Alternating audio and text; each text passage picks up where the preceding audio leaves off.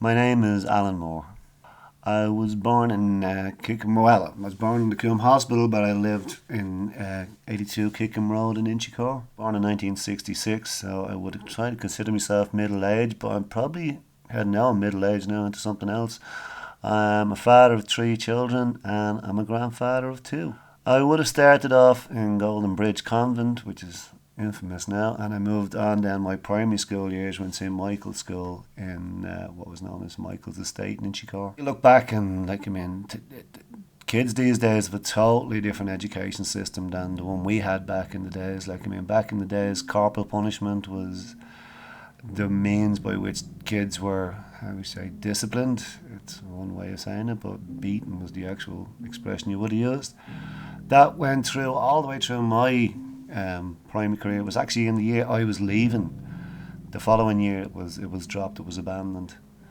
But no, it wasn't a great place to learn, and any child that had any kind of skill set, if they didn't like it, it was beaten out. Yeah, these were days when children who were left-handed were made sit on their left hand and taught to write with their right hand for no apparent reason other than it was set down as an abnormal practice. When I first started, that hall was the play. The building was actually used to house the men in 1916 who were captured and brought from the GPO. They were frog marched through town and brought to the school. Initially was a barracks building, and that was the barracks in which they were held. And the hall was the main garden area. But the hall that I walked into 50, 60 years later, 60 years later, plus maybe, hadn't changed an iota from the day that they'd been in it. And basically we had no supervision. It was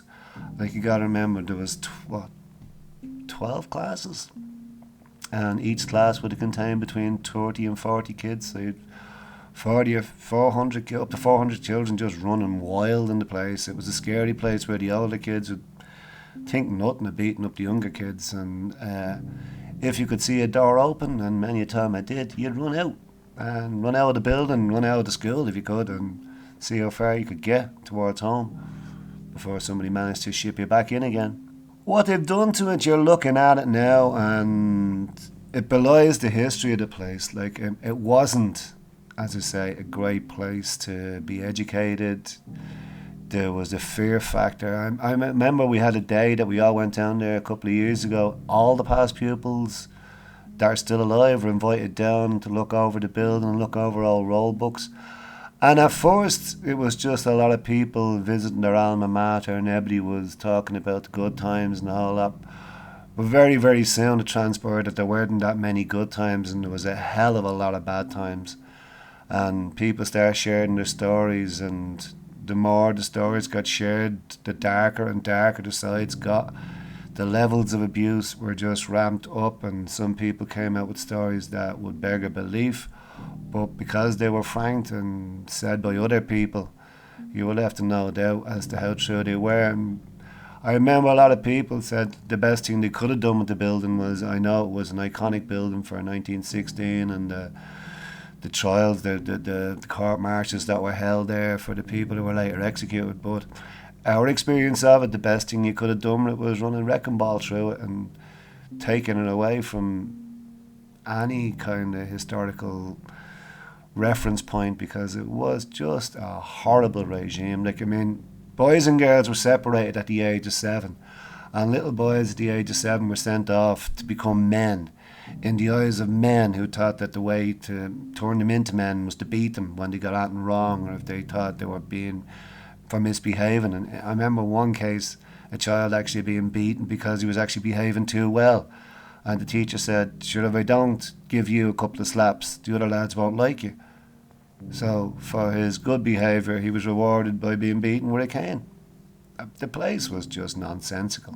When they built Michael's Estate, initially, all those people were housed, and there was, it went well for the first couple of years, but then they started putting people in from various different parts of the city there was a level of malevolence, and families were put in buildings that were 8, 9 stories up off the ground. It became fairly soon apparent that the police couldn't police the system, because there was no way in and no way, one way in, one way out. So if anybody saw anybody police-wise coming in, they just jettisoned stuff out the windows. It was when the 80s came along, there was drug paraphernalia everywhere. It wasn't a place that unless you lived there, unless you had to walk into it, you wouldn't have go in. You can't police something that's 120, 30 feet up into the sky. And the drugs problem became worse. There was, don't get me wrong, there was a hell of a lot of decent people lived there. 90% of the people that lived there were honest, law-abiding, good people.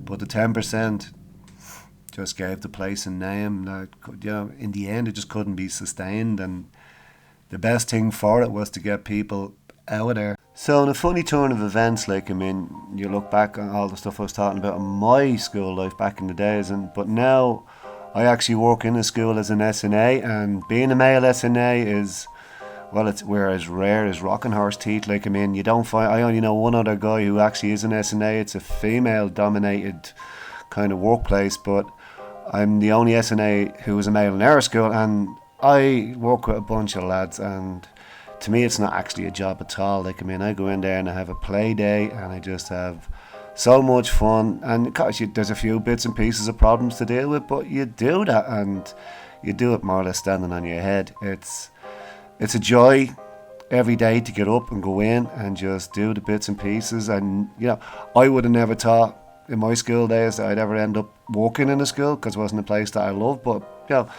through a funny course of events, we end up in places we end up in, and I am so happy to have ended up where I've ended up. I love going in, just shooting the breeze with the lads, and listening to their problems, or what they perceive to be problems. They're just typical 10 and 11-year-old problems, but you talk to them and all of a sudden the world's a happier place, and they run around with smiles on their faces, and it just gives you such a buzz. So just to wrap up, my name is Alan Moore. I'm a happily married man. I've got 3 wonderful children and 2 wonderful grandchildren, and I have lived a happy and blessed life, and it's been interesting thinking back and talking about it.